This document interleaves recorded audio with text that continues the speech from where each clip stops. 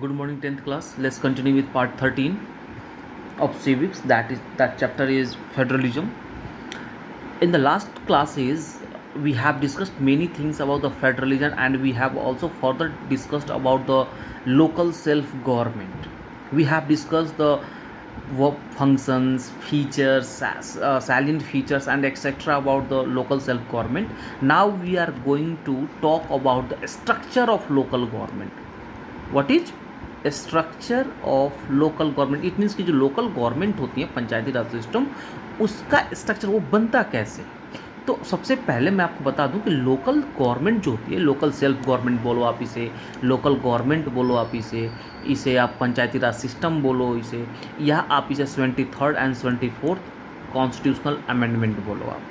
बस में आ रही है? तो आप किसी भी चीज़ से आप इसे रिप्रेजेंट कर सकते हो। पेपर में अगर कुछ भी आता है तो क्वेश्चन आ सकता है कि explain about the 23rd amendment of constitution या 24th अमेंडमेंट ऑफ कॉन्स्टिट्यूशन, या दोनों को कंबाइन करके पूछ सकता है, या लोकल सेल्फ गवर्नमेंट, कुछ पंचायती राज सिस्टम। तो all are same thing, got it? तो local government means what? 2 levels पर हम पढ़ेंगे, एक तो रूरल लेवल पर, दूसरा अर्बन लेवल पर। दोनों ही लेवल पर लोकल सेल्फ गवर्नमेंट होती है, गॉट इट? जो रूरल लेवल पर होते हैं उसे हम पंचायती राज कहते हैं। क्या कहते हैं उसे? पंचायती राज गवर्नमेंट। और जो अर्बन लेवल पर गवर्नमेंट होती है उसे म्यूनसिपैलिटी कहते हैं। ध्यान से समझिएगा, बहुत ही इम्पोर्टेंट, और आने वाली टाइम के लिए जो हमारी कंट्री को और डेमोक्रेटिक रूप में स्ट्रॉन्ग करेगी, इसीलिए बहुत ही इम्पोर्टेंट है, क्योंकि आने वाले टाइम में इसको और स्ट्रॉन्ग बनाया जाएगा, जिससे कि हमारी डेमोक्रेसी और डिपनिंग होगी, लोगों का बिलीफ और ज़्यादा बढ़ेगा। बात समझ में आ रही है? तो लोकल गवर्नमेंट को हम 2 लेवल पर पढ़ेंगे, एक रूरल लेवल पर, दूसरा अर्बन लेवल पर। रूरल लेवल पर जो लोकल गवर्नमेंट होती है उसे हम पंचायती राज सिस्टम बोलते हैं, और जो अर्बन लेवल पर गवर्नमेंट होती है उसे हम म्यूनसिपैलिटी बोलते हैं। तो दोनों को हम बारी बारी पढ़ेंगे। फर्स्ट ऑफ ऑल हम रूरल लेवल पर चलते हैं पढ़ने, कैसे पंचायती राज गवर्नमेंट फॉर्म होता है, कैसे रूरल गवर्नमेंट पर लोकल गवर्नमेंट फॉर्म होती है। तो ध्यान देना, सबसे पहले हम पढ़ेंगे ग्राम पंचायत। क्या पढ़ेंगे? ग्राम पंचायत। तो आप ग्राम पंचायत किसे कहते हैं? तो ईच विलेज हैज ग्राम पंचायत। बस में आ रही है ना? तो यानी कि आप हर गांव को आप ग्राम पंचायत समझ सकते हो। एवरी विलेज हैज अ ग्राम पंचायत। हर गांव के पास अपना ग्राम पंचायत का, या तो आप विलेज को ग्राम पंचायत बोल लो या ग्राम पंचायत को विलेज बोल लो। बस में आ रही है? और ये जो ग्राम पंचायत होती है, इनकी गांव जो होती है, वो किसे क्रिएट करती है? ग्राम सभा को। बस में आ रही है? ध्यान देना, एक विलेज हो गया, इसी विलेज को हम क्या कहते हैं? ग्राम पंचायत कहते हैं। ये ग्राम पंचायत में कौन होता है? ग्राम सभा होती है। कौन होती है? ग्राम सभा। अब ये ग्राम सभा क्या है?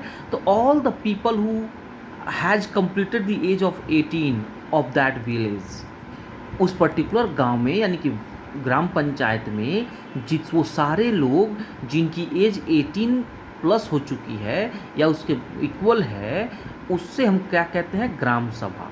बस में आ रही है? तो सबसे पहले कौन हो गया? गांव हो गया, इसी को हम ग्राम पंचायत कहते हैं।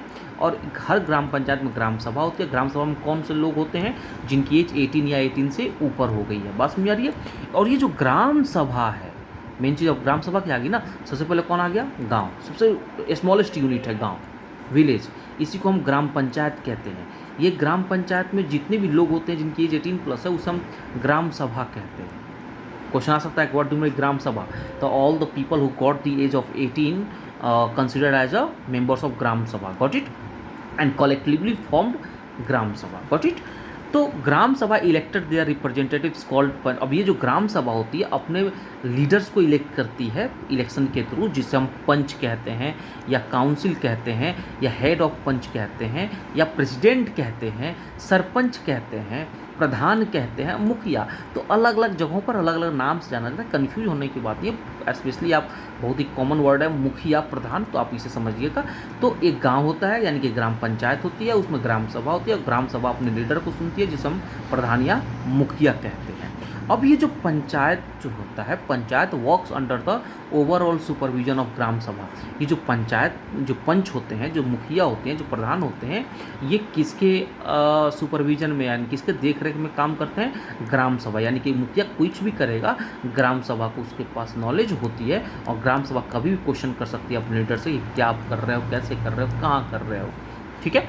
तो ग्राम सभा review the performance of the gram panchayat. Obviously जो ग्राम पंचायत मीन्स का उसके जो हेड होते हैं मुख्य प्रधान, पूरे गांव में जो भी काम हो रहा है उसका उस अब काम कौन करता है? प्रधान करता है। तो प्रधान के परफॉर्मेंस को ग्राम सभा क्या करती है? रिव्यू करती है कि उसने जितना किया, जितना उसके पास रेवेन्यू था उसका उसने ऑनेस्टी के साथ यूज किया कि नहीं किया। अगर नहीं करते तो ग्राम सभा उसे क्वेश्चन पूछ सकती है। अब कुछ गांव यानी कि अ फ्यू ग्राम पंचायत, कुछ गांव मिल करके क्या बनाते हैं? पंचायत समिति बनाते हैं, जिसको हम ब्लॉक समिति कहते हैं। बस में आ रही है ना? तो अ फ्यू ग्राम पंचायत देखना देना, एक गांव, एक ग्राम सभा, एक प्रधान। बस में आ रही है ना?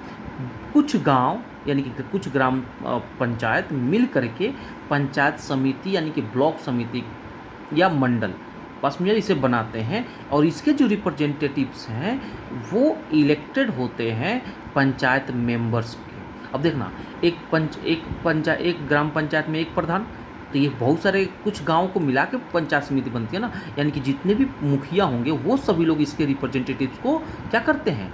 इलेक्ट करते हैं। यानी कि ये सेकेंड लेवल है। फर्स्ट लेयर कौन हो गया? ग्राम पंचायत। सेकेंड लेयर कौन सा हो गया? ब्लॉक समिति, यानी कि ये वाला ब्लॉक समिति।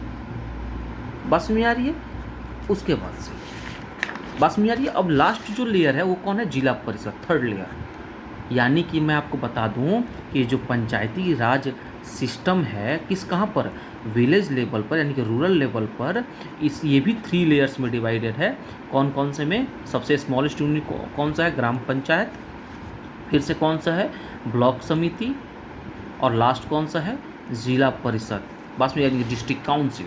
इसे हम क्या कहते हैं? District council. याद रहे। बस में आ रही है ना? तो ऑल द पंचायत समिति इन अ डिस्ट्रिक्ट टुगेदर फॉर्म जिला परिषद। जितने भी पंचायत समिति यानी कि ये जो ब्लॉक समिति के लोग होते हैं वो सब एक साथ मिलकर क्या बनाते हैं? जिला परिषद बनाते हैं। और मैं बता दूं, जिला परिषद जितने भी मेंबर्स होते हैं डायरेक्टली पीपल उन्हें इलेक्ट करते हैं, लेकिन इसका जो हेड होता है, चेयरमैन होता है, उसको कौन इलेक्ट करता है? इसके जो इलेक्टेड मेंबर्स होते हैं, जिसको लोग चुनते हैं पहले और फिर वो अपने लीडर को चुनते हैं। बस में आ रही है ना? तो मोस्ट मेंबर्स ऑफ द जिला परिषद डायरेक्टली इलेक्टेड। कैसे होते हैं? Directly elected. इसके अलावा ये जो जिला परिषद में ये जो पूरा पंचायती राज सिस्टम में MP, MLA and other officer are also its member. यानी कि ध्यान देना, ये डिपेंड करता है कि उसके पोस्ट पर। अगर ये ब्लॉक समिति है तो वहाँ पर MLA उसके साथ होगा। अगर ये जिला परिषद है तो यहाँ पर MP इसके साथ होगा। बस में आ रही है ना? MLA के साथ यहाँ पर BDO होता है जो ऑफिसर होता है। MP के साथ जो ऑफिसर होता है उसे हम IAS बोलते हैं। आदिवासी में। तो ये सभी लोग मिल करके अब पूरे के पूरे रूरल एरिया में जो थर्ड लेयर्स में जो गवर्नमेंट डिवाइडेड है पंचायती राज सिस्टम, इन सबको सुपरवाइज करती है, उसका काम करती है और गांव को डेवलप करने में हेल्प करते हैं। तो चेयरपर्सन ऑफ जिला परिषद इज़ द हेड ऑफ जिला परिषद। क्वेश्चन आता है जिला परिषद का हेड जो होता है वो कौन होता है? चेयरपर्सन होता है। ठीक है ना? तो ये ओवरऑल आपका रूरल लेवल पर आपका गवर्नमेंट सिस्टम हुआ जिसे हम पंचायती राज सिस्टम कहते हैं, जो 3 लेयर्स में डिवाइडेड है। ग्राम पंचायत, ब्लॉक समिति, जिला परिषद। इसको हमने बारी बारी कैसे कौन इसमें कैसे ये इलेक्ट होता है, कैसे ये इलेक्ट होता है, कैसे ये इलेक्ट होता है, तो एक मीन्स की फॉर्म होता है। तो हमने इसके बारे में डिस्कशन आज किया। हम नेक्स्ट वीडियो में हम म्यूनसिपैलिटी यानी कि अर्बन लेवल पे लोकल गवर्नमेंट को पढ़ेंगे। ठीक है? तब तक के लिए थैंक यू एंड नमस्ते।